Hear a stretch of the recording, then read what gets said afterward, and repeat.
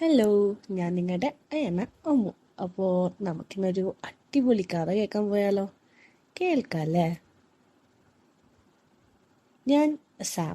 ഒരു ക്രിസ്ത്യൻ ഫാമിലിയാണ് ഞങ്ങളുടേത്. ഞാനിപ്പോൾ +2 ഒക്കെ തോറ്റിരിക്കുക.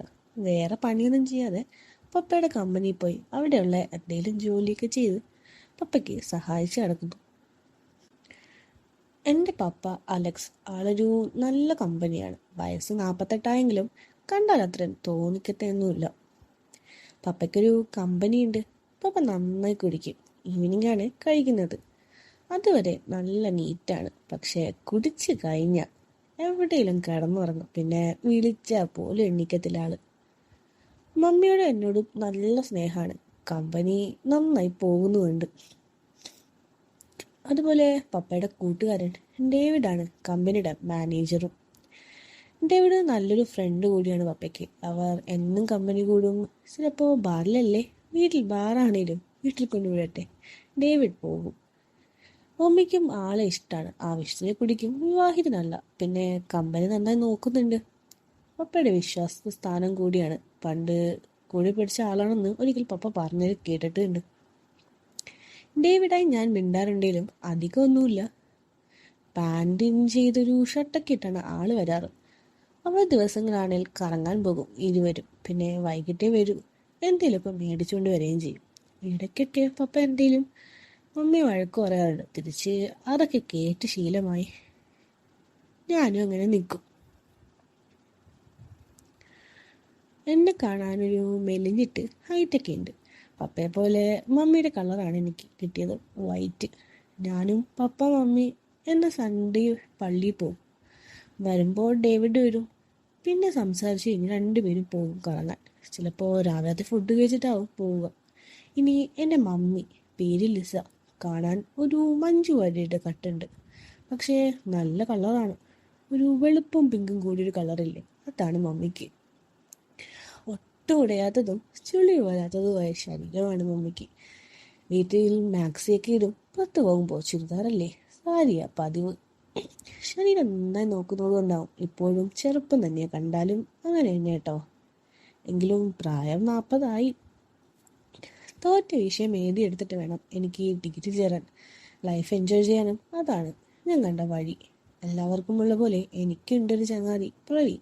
എന്നെപ്പോലെ തന്നെ ആള് പഠിക്കാനും ഉഴപ്പും വെള്ളം മറ്റേ സിഗരറ്റ് വലി ഫോൺ മറ്റ് വീഡിയോസ് അങ്ങനെ അഡിക്റ്റായി ഒരു ആൻറ്റി ലവർ കൂടിയാണ് അവൻ. എനിക്ക് താല്പര്യം കോളേജ് പിള്ളേരോട് ആണ്. മാക്സിമം ഒരു 30 താഴെ. ഞങ്ങൾ സംസാരിക്കാത്ത കാര്യങ്ങളേ ഇല്ല. വീട്ടിലെ വിശേഷങ്ങളും പറയും. പ്രവീൺ അവൻ്റെ അമ്മ ഇട്ടേച്ച് പോയതാണ്. അപ്പൻ കൂലിപ്പണി. അവന് ഇടയ്ക്ക് പോകും കൂടെ. പിന്നെ കുടിയുണ്ട്.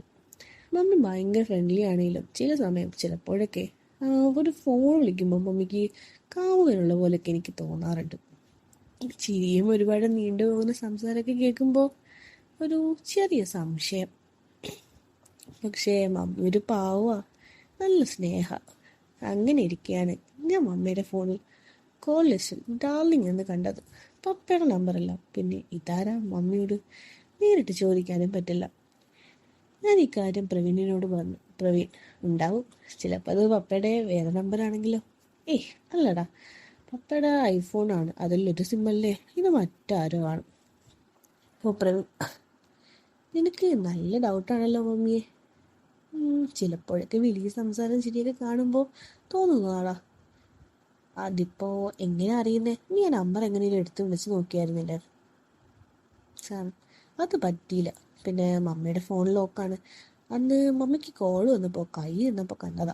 പ്രവീൺ, ഞാനിപ്പോൾ എന്ത് ചെയ്യാനാ? എൻ്റെ മനസ്സിൽ വല്ല വഴിയുണ്ടോ? ഇല്ലേ, നിനക്ക് ചോദിച്ചൂടെ?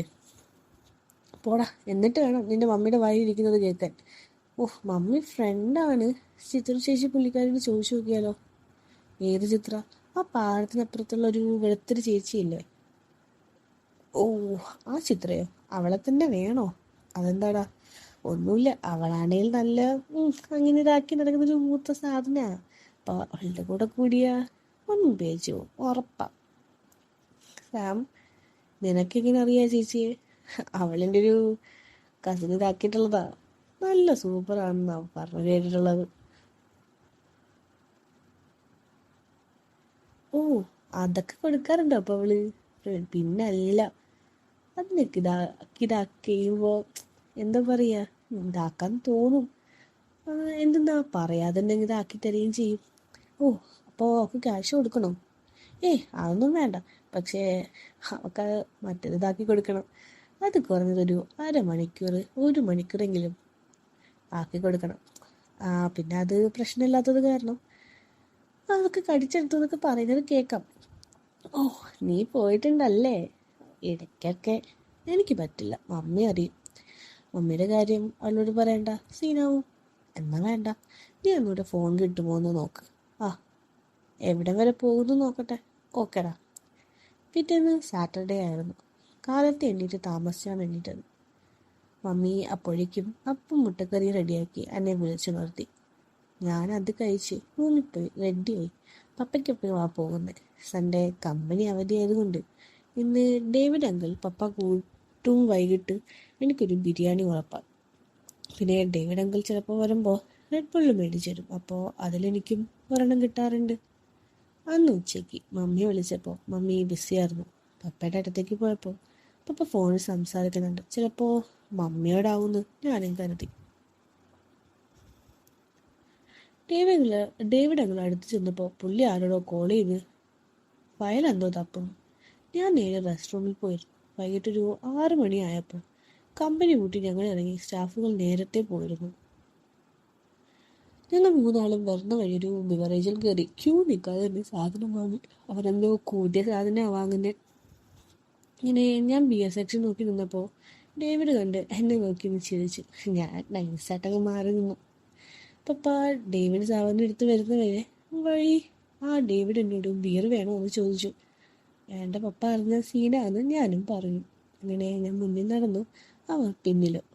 പപ്പ ഒരു ബില്ലൊക്കെ പേ ചെയ്യാൻ തുടങ്ങിയപ്പോൾ ഡേവിഡ് അങ്കിൾ ഇതും കൂടിയെന്ന് പറഞ്ഞ് നോക്കുമ്പോൾ കയ്യിലൊരു ബിയർ. മനസ്സിൽ എനിക്കൊരു സന്തോഷമൊക്കെ തോന്നി. എന്നെ നോക്കി ചിരിച്ച് ഡേവിഡ് അത് എനിക്ക് നടന്ന് കാണിച്ചു. ഞാൻ ഓക്കെ പറഞ്ഞു. ഞങ്ങൾ പുറത്തിറങ്ങി. വരുന്ന വഴി കടയിൽ കയറി ജ്യൂസ്, പെപ്സി, ടച്ച് ജ്യൂസ് ഒക്കെ വാങ്ങിയ ശേഷം 2 റെഡ് ബുള്ള് കൂടി പറഞ്ഞു. അങ്ങനെ നേരെ വീട്ടിലേക്ക് പോയി. വീട്ടിൽ ചെന്നു. സമയം 7:30. മമ്മി അപ്പോൾ ഒരു സിൽക്ക് വാക്സൊക്കെയാണ്, ഒരു മെറൂൺ കളർ. ഞങ്ങളെ കണ്ട് ചിരിച്ച് അകത്തേക്ക് പോയി. ഞങ്ങൾ അകത്തേക്ക് കയറി. പപ്പ ഇപ്പം വരാമെന്ന് പറഞ്ഞു. ഡേവിഡ് ഹാളിൽ സോഫ ചെയ്യുന്നപ്പോൾ കാറ് പൊട്ടിച്ച് ബിയർ എനിക്ക് തന്നിട്ട് ഹാപ്പി അല്ലേ എന്ന് ചോദിച്ചു. ഞാൻ ഓക്കേന്നും പറഞ്ഞ് അതും മേടിച്ച് റൂമിലേക്ക് പോയി. റൂമിൽ വെച്ചിട്ട് ഞാൻ വന്ന് TV ഓണാക്കിയിരുന്നു. ഡേവിഡ് അങ്കിൾ സോഫയിൽ ഇരിക്കുന്നുണ്ട്. അപ്പോൾ മമ്മി ഒരു കപ്പ് ചായയായി വന്ന് ഡേവിഡിന് കൊടുക്കാൻ കുഴിഞ്ഞു. ഞാൻ നോക്കി, ഞെട്ടി, ശരിക്കും ഞെട്ടി. അതിൻ്റെ പകുതിയും കാണാം നല്ല വെളുത്തിട്ടുള്ളൊരിത്. ഞാൻ മുഖം വെട്ടിച്ച് മമ്മി എന്നെ നോക്കി, നിനക്ക് വേണമെന്ന് ചോദിച്ചു. ഞാൻ വേണ്ടെന്ന് പറഞ്ഞു. ഇനി അപ്പോഴാണ് നിവർന്നത്. അതുവരെ ഡേവിഡ് മമ്മിയുടെ നല്ലോണം കണ്ട് ആസ്വദിച്ചിട്ടുണ്ടാവുന്നു എനിക്ക് മനസ്സിലായി. പപ്പയും ഡേവിഡും കൂടി കുപ്പി പൊട്ടിച്ച് അടി തുടങ്ങി. മമ്മി അവർക്കുള്ള ചെറിയൊരു പാത്രത്തിൽ ബീഫും ജഗിൽ വെള്ളവും കൊണ്ടുവച്ച് സോഫയിലിരുന്ന് TV കണ്ടു. ഒപ്പം ഞാൻ. അപ്പോൾ 2 വേഗം കത്താക്കി. മമ്മി ഇരുവരെയും നോക്കി ചിരിച്ച് TVയും നോക്കി. ഞാനങ്ങനെ ഡേവിഡിനെ നോക്കുമ്പോൾ ആള് പപ്പയ്ക്ക് വീണ്ടും ഒഴിച്ചു കൊടുക്കുന്നു. മമ്മിയൊന്നും പറയുന്നില്ല. പപ്പ മെല്ലെ ഓരോ കാര്യങ്ങൾ പറയുന്നുണ്ട്. മമ്മി ഇടയ്ക്കിടെ മാറി അവരെ ശ്രദ്ധിക്കുന്നുണ്ട്. നല്ല ടൈറ്റ് മാക്സി അല്ലേ, അപ്പോൾ നല്ല ഭംഗിയെ കാണാനും മൊത്തത്തിൽ. അപ്പോൾ ഇടയ്ക്ക് ഡേവിഡ് എന്നോട് ചോദിച്ചു, കഴിച്ചില്ലേ എന്ന് റൂമിലാണെന്ന്. അപ്പോൾ മമ്മി എന്നോട് എന്താണെന്ന് ചോദിച്ചു. ഒന്നുമില്ലയെന്ന് പറഞ്ഞു. കഴിച്ചില്ലെന്ന് ചോദിച്ചാൽ എന്താ വെച്ചാൽ ബിയർ തന്നിട്ടുണ്ടായിരുന്നില്ലേ, അതിനാണ് ഞാൻ റൂമിലാണ് ആകെയും കഴിച്ചിട്ടങ്ങ് ഒഴിവാക്കി. മമ്മിയാണെങ്കിൽ സീരിയൽ വെച്ചിരിക്കുക. അപ്പോൾ ഇതൊക്കെ കണ്ട് എനിക്കാണെങ്കിൽ ദേഷ്യം വരുന്നു. ഞാൻ പയ്യെ എണീറ്റ് റൂമിലേക്ക് പോയി. റൂമിൽ ചെന്ന് കുറ്റിയിട്ട് ബിയറൊക്കെ എടുത്തൊന്ന് പൊട്ടിച്ച് ഒരു ഗ്ലാസ്സിലൊക്കെ വെച്ച് കുടിച്ചു. അപ്പോഴേക്കും എന്തോ സൗണ്ട് കേട്ട് ഞാൻ വേഗം അത് ഒന്ന് മൂടി കെട്ടി പുറത്തേക്ക് ഇറങ്ങി നോക്കുമ്പോൾ പപ്പ ആകെ ഫിറ്റായി. ഡേവിഡ് പപ്പ എണ്ണീപ്പിക്കുന്നു, പിടിച്ചു, പക്ഷേ സാധിക്കുന്നില്ല. മമ്മി കൂടി എണീറ്റ് വരുന്നു. 2 പേരുടെയും തോണി തൂങ്ങി മമ്മി പപ്പയെ അവരുടെ റൂമിലേക്ക് കൊണ്ടുപോകുന്നു. ഞാനാണെങ്കിൽ റൂമിൽ കയറിയില്ല, പുറത്തുനിന്ന് നോക്കായിരുന്നു. അവരിങ്ങനെ പപ്പയെ ബെഡിലേക്ക് കിടത്തി കാലൊക്കെ പൊക്കി വെച്ച് നേരെ കിടത്തി. മമ്മിയാണെ കുനിഞ്ഞു നിൽക്കുക കേട്ടോ. ഡേവിഡ് ആർക്ക് മമ്മിയുടെ അത് നല്ലോണം കാണാൻ പറ്റുന്നുണ്ടല്ലോ ഇപ്പോൾ. ഞാൻ മമ്മിയെ വിളിച്ചു. മമ്മി എന്നോട് പോയി കിടന്നോ, കുഴപ്പമൊന്നുമില്ല എന്നും പറഞ്ഞു. ഞാൻ അവിടെ നിന്നപ്പോൾ ഡേവിഡ് പുറത്തേക്ക് വന്നു. നീ അത് തീർത്തോ? ഞാൻ പറഞ്ഞു, ഇല്ല, പൊട്ടിച്ചൊരെണ്ണം കഴിച്ചുള്ളൂ. വേഗം കഴിച്ചോ, ഗ്യാസ് പോയാൽ കയ്പാവും. ഞാനും മറുപടി നൽകി. എന്നാ ഞാൻ ഇറങ്ങട്ടെ, നാളെ ഓഫീസിൽ വെച്ച് കാണാം. ഞാൻ ഓക്കെ പറഞ്ഞു. ഡേവിഡ് എന്തെങ്കിലും കഴിച്ചോ? അപ്പോൾ ഇല്ല, കഴിക്കണമെന്ന് മമ്മിയുടെ ചൂണ്ടിനാളോ മറുപടി നൽകി. ഇനിയിപ്പോൾ റൂമിൽ പോയിട്ട് കഴിക്കാനാ. അപ്പോൾ പുറത്തു നിന്ന് നോക്കാം. മമ്മി, എനിക്കും വിശക്കുന്നുണ്ടെങ്കിൽ എങ്കിൽ വാ, നമുക്ക് കഴിക്കാം. അപ്പോൾ പപ്പയോ? ഇനി നീ ഒന്നും കഴിക്കില്ല, കൈയൊക്കെ കഴുകിയിരിക്കും. ഇവിടെ വേണ്ട, അത് പോയി ഫിനിഷ് ആക്കിയിട്ട് ഫുഡ് കഴിച്ചിട്ട് പോരെ. അപ്പോൾ ഡേവിഡ് ഒന്ന് സമയം പോരാ, അതിൻ്റെ ചൂട് അങ്ങ് മാറും പോലെ. ഞാൻ പോയി കുപ്പി കഴിച്ചു തീർത്തു. അപ്പോഴേക്കും മമ്മി ഫുഡ് വിളമ്പിയിരുന്നു. മമ്മി, നീ എവിടെ പോയതാ? റൂമിൽ കോള് വന്നു. അപ്പോൾ ഡേവിഡ് ചോദിച്ചു, അല്ല, ആള് പറഞ്ഞു താനിരിക്കി ഒന്നിച്ചാകാന്ന്. അപ്പോൾ മമ്മി ഇരുന്നു. ഞങ്ങൾ കഴിച്ചു. പയ്യെ പയ്യെ തലയ്ക്ക് വിളിക്കുന്നവരുണ്ട്. അപ്പോഴാണ് ഡേവിഡിൻ്റെ ഫോൺ ബെല്ലടിച്ചത്. അപ്പോൾ മമ്മി പറഞ്ഞു, ഞാൻ പോയി നോക്കാം. അപ്പോൾ ഡേവിഡ് ഒന്ന് വേണ്ട, ഞാൻ നോക്കാം, എനിക്ക് ഒന്നുകൂടെ കഴിക്കണം. ഡേവിഡ് പോയി ഫോണിൽ ആരോട് സംസാരിച്ചിരുന്നു. കയ്യിലൊരു പെപ്സി കുപ്പിയിരുന്നു. പെപ്സി ഉണ്ട്. ഡേവിഡ് മേശപ്പുറത്തേക്കിരുന്നു. പെപ്സി എടുത്ത് ഗ്ലാസ്സിൽ ഒഴിച്ചു. ഡേവിഡ് ചോദിച്ചു, സാറിന് വേണോ? അപ്പോൾ മമ്മി ചോദിച്ചു, മറ്റേതാണോ? അല്ല, പെപ്സി ആണെന്നാണ് മറുപടി പറഞ്ഞത്. അപ്പോൾ എനിക്കും ഒരു ഗ്ലാസ് തീറ്റി. ഡേവിഡ് അതിൽ ചോദിച്ചു, മമ്മിക്ക് വേണമെന്ന് ചോദിച്ചു.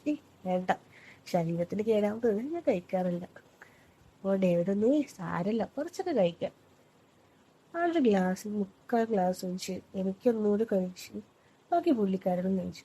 അങ്ങനെ കഴിച്ച് പകുതിയായപ്പോൾ എനിക്കെന്തോ തല കറങ്ങുന്ന പോലെ തോന്നി. ഞാൻ ഫുഡ് മതിയെന്നും പറഞ്ഞ് എനിക്ക് കൈയും കഴിഞ്ഞു നേരെ റൂമിലേക്ക് നടന്നു. നമ്മൾ മമ്മി ചോദിച്ചു, ഉറക്കം വരുന്നുണ്ടോ എനിക്ക്, കഴിക്കുന്നില്ലേ ബാക്കി? അപ്പോൾ ഇതൊക്കെ ചോദിച്ചെങ്കിലും ഞാനെന്തോ മറുപടി കൊടുത്തില്ല. അങ്ങനെ ഞാൻ റൂമിൽ കയറി കഥ കടച്ച് ബെഡിലേക്ക് പോയി വീട് കമഴ്ന്ന് കിടന്നു. കുറച്ച് കഴിഞ്ഞപ്പോൾ എന്തോ ഒരു പരവേശം, വയറ് കത്തുന്ന പോലെ. ഞാൻ എണ്ണീറ്റ് റൂമിൽ നിന്നും ഇറങ്ങി. തലയ്ക്ക് അപ്പോഴും നല്ല കിക്കുണ്ട്. കറക്കുന്നുണ്ടെങ്കിലും പയ്യെ നടന്ന് പെട്ടെന്ന് അതാ കിച്ചണിലേക്ക് പോകും വഴി 3ാമത്തെ റൂമിൽ നിന്ന് ശബ്ദങ്ങൾ കേൾക്കാം. ഞാൻ പയ്യെ നിന്നു. ഇനി തോന്നലാണോ എന്തോ അറിയില്ല. ഞാൻ റൂമിൻ്റെ അടുത്തെത്തി. കുറേ അപശബ്ദങ്ങൾ. അകത്തുനിന്ന് ചെറിയ കിഴക്കും. ഞാൻ പയ്യെ ഡോറിൽ മുട്ടി. അപ്പോൾ സൗണ്ട് നിന്നു. വാതിൽ ലോക്കാം. അപ്പോൾ വീട്ടിൽ നിന്ന് തട്ടി. കുറച്ച് നിമിഷം കഴിഞ്ഞപ്പോൾ വാതിൽ തുറന്നു. കുറച്ച് തുറന്നിട്ട് ലൈറ്റ് ഇടാതെ വാതിലിന് പിന്നിലൊരാൾ. ആരാ? ഇതെന്താ ഇതിൽ? അകത്ത് നിന്ന്. ഞാനാടാ മമ്മിയെ. എന്താ നീ ഉറങ്ങിയില്ലേ? മമ്മി എന്താ ഇതിനകത്ത്? ഒന്നുമില്ല, കിടക്കാൻ. അപ്പോൾ അവിടെ ആരാ? പപ്പ ഒറ്റയ്ക്കാണോ? അപ്പോൾ മമ്മി അവിടെ കിടന്ന് ഓരോന്ന് പറയുമ്പോൾ ഉറങ്ങാൻ പറ്റുമോ? അതാ ഇവിടെ വന്ന് കിടന്ന്. സാം പറഞ്ഞു, അപ്പോൾ ഡേവിഡ് അങ്ങനെ പോയോ? അപ്പോൾ മമ്മി പറഞ്ഞു, പോയി. എന്തേ? അപ്പോൾ ഒരു ശബ്ദം. അപ്പോൾ സാം ചോദിച്ചു, എന്താ മമ്മി? തണുത്തിട്ട് വയ്യ, നീ ഇപ്പോൾ കിടന്ന് ഉറങ്ങിക്കോ. ഞാൻ വെള്ളം കുടിക്കാൻ വന്നതാ. മേശപ്പുറത്തിരിപ്പുണ്ട്, കുടിച്ചിട്ട് പോയി കിടക്ക് വേഗം. മമ്മി, എനിക്കൊരു കാര്യം പറയാനുണ്ട്. മമ്മി, വേണ്ട, നീ ഇവിടെ നിന്ന് പറ. അതായത് ഞാൻ തുറക്കാൻ വേണ്ടിയപ്പോൾ മമ്മി തുറന്നില്ല കേട്ടോ കഥക്. അപ്പോൾ സാം പറഞ്ഞു, അത് കയറിയിട്ട് പറയാം. മമ്മി കുട്ടി, നീ ഒന്ന് വേഗം പറഞ്ഞിട്ട് പോകുന്നുണ്ടോ? മമ്മി സംസാരത്തിൽ എന്തോ പോലെ മാറി. ഞാൻ കഥക് പിടിച്ചു തള്ളി. മമ്മി പറഞ്ഞു, തുറക്കല്ലേ, ഇതൊന്നും ഉടുത്തിട്ടില്ലടാ. അപ്പോൾ അതെന്താ? ചൂടെടുത്തിട്ട് വയ്യ. അതാ ഊരിയിട്ട്, നീ കാര്യം വേഗം പറ. അപ്പോൾ അപ്പം ഞാൻ പറഞ്ഞു, മമ്മി, ഡേവിഡ് അങ്കിൾ കൊള്ളാമല്ലേ? മമ്മി പറഞ്ഞു, അതെന്താടാ? ഒന്നുമില്ല, നല്ല കമ്പനിയാണ് ആള്. മമ്മി ചോദിച്ചു, ആണോ? ഒരു പാവം. വീണ്ടും കുറേ ശബ്ദങ്ങൾ, ടപ്പ് ടപ്പ് എന്നൊക്കെ. സാം ചോദിച്ചു, എത്താ മമ്മി? ഒന്നുമില്ല, കൊതുക്. എന്താ പാവമല്ലേ മമ്മി ആള്? അപ്പോൾ മമ്മീന് അവൻ ചിരിച്ചോണ്ട്, അത്രയ്ക്കും പാവമൊന്നും അല്ല. അമ്മയ്ക്ക് എങ്ങനെ തോന്നും. അപ്പം മമ്മി പറഞ്ഞു, നീ കിടന്നേ, എനിക്ക് നല്ല ഉറക്കം വരുന്നു. ഞാൻ പോയി, ഇനി എന്നെ മുന്നിൽ നിന്ന് വിയർക്കണ്ട ചൂടെടുത്ത്. മമ്മി പറഞ്ഞു, പോടാ. ഞാൻ പയ്യെ തപ്പിത്തടങ്ങി വെള്ളം എടുത്ത് കുടിച്ച് റൂമിൽ പോയി നല്ല ഉറക്കം വന്നെന്ന് പറഞ്ഞു. കാലത്ത് ഞാൻ കുറച്ച് നേരത്തെ എണീറ്റു.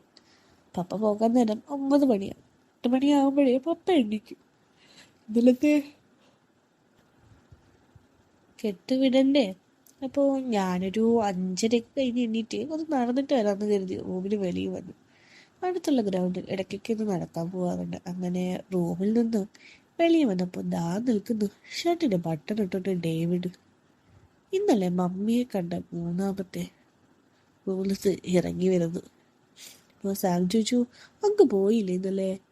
ഇല്ലടാ, വണ്ടിക്കൊരു സ്റ്റാർട്ടിങ് ട്രബിൾ, അതുകൊണ്ട് പോകാൻ പറ്റിയില്ല. സാം ചോദിച്ചപ്പോൾ മമ്മി എവിടെ? മമ്മിയുടെ റൂമിൽ കാണും. എന്തേടാ? ഇന്നലെ മമ്മി ഞാൻ ഈ റൂമിൽ തുണിയില്ലാണ്ട്. നീ എന്താ ഈ പിച്ചും പേയും പറയുന്നതെന്ന് ഡേവിഡ് ചോദിച്ചു. ഞാൻ പറഞ്ഞു, ഒന്നുമില്ല. അപ്പോൾ മമ്മി ഇന്നലെ ഈ റൂമിലല്ലായിരുന്നു. ഡേവിഡ് ചോദിച്ചു, ഇന്നലെ അടിച്ചതിൻ്റെ കിക്ക് മാറിയില്ലേ മോനെ? അപ്പോഴാണ് മമ്മി ഇതായിട്ട് പുട്ടിയൊക്കെ ഒതുക്കി ഡോറ് തുറന്നു വരുന്നു. മമ്മി, ആഹാ എണ്ണീട്ടോ? രണ്ടാളും പോയിരുന്ന ഫ്രഷൊക്കെ ആയി, ഞാൻ ചായ എടുക്കാം. മമ്മി ആ സിൽക്ക് മാക്സിൽ ഒരു ഇളക്കി മറിച്ചിങ്ങനെ നടന്നു പോകുന്നത് ഉള്ളിലൊന്നും ഇല്ലാന്ന് വ്യക്തമായി കാണും. ഡേവിഡ്, ഞാൻ ഇറങ്ങുക, മമ്മിയോട് പറഞ്ഞുതരേ പോയിന്ന്. പിന്നെ ഒരു താങ്ക്സ് കൂടി പറഞ്ഞു കേട്ടോ. അപ്പോൾ സാം ചോദിച്ചു, താങ്ക്സോ എന്തിന്? ഡേവിഡ് പറഞ്ഞു, അതൊക്കെ മമ്മിക്കറിയാം. ഇന്നലെ കൂടിയതിന് ഒന്നും പറഞ്ഞില്ലല്ലോ, പിന്നെ ഒരു സോറിയും പറയണം, വേദനിച്ചെങ്കിൽ എന്നും അതും പറഞ്ഞ് ആള് പോയി. കുറച്ച് ആലോചിച്ചപ്പോൾ മമ്മി ചായയായി വന്നു. മമ്മി ചോദിച്ചു, ഡേവിഡ് എവിടെ? അപ്പോൾ അതായത് ഞാൻ പറഞ്ഞു, ആള് പോയി, എന്തോ ആവശ്യമുണ്ട് ഇത്ര. എന്നാ നീ കുടിക്ക് ചായ, അപ്പയ്ക്ക് കൊടുക്കട്ടെ. മമ്മി നടന്നു തിരിഞ്ഞപ്പോൾ മമ്മി, ഡേവിഡ് അങ്കിൾ താങ്ക്സ് പറഞ്ഞിട്ടുണ്ടെന്ന് ഞാൻ പറഞ്ഞു. മമ്മി ചോദിച്ചു, എന്തിന്? ഞാൻ പറഞ്ഞു, ഇന്നലെ കൂടിയതിന് പറഞ്ഞേ, പിന്നെ ഒരു സോറി. മമ്മി ചോദിച്ചു, സോറിയോ? വേദനിച്ചെങ്കിൽ സോറി എന്നും പറയാൻ പറഞ്ഞു. മമ്മി തിരിഞ്ഞ് ഒരു ചിരിയും ചിരിച്ചിട്ട് പപ്പയുടെ റൂമിലേക്ക് ഇങ്ങനെ നടന്നു. അപ്പോൾ ആ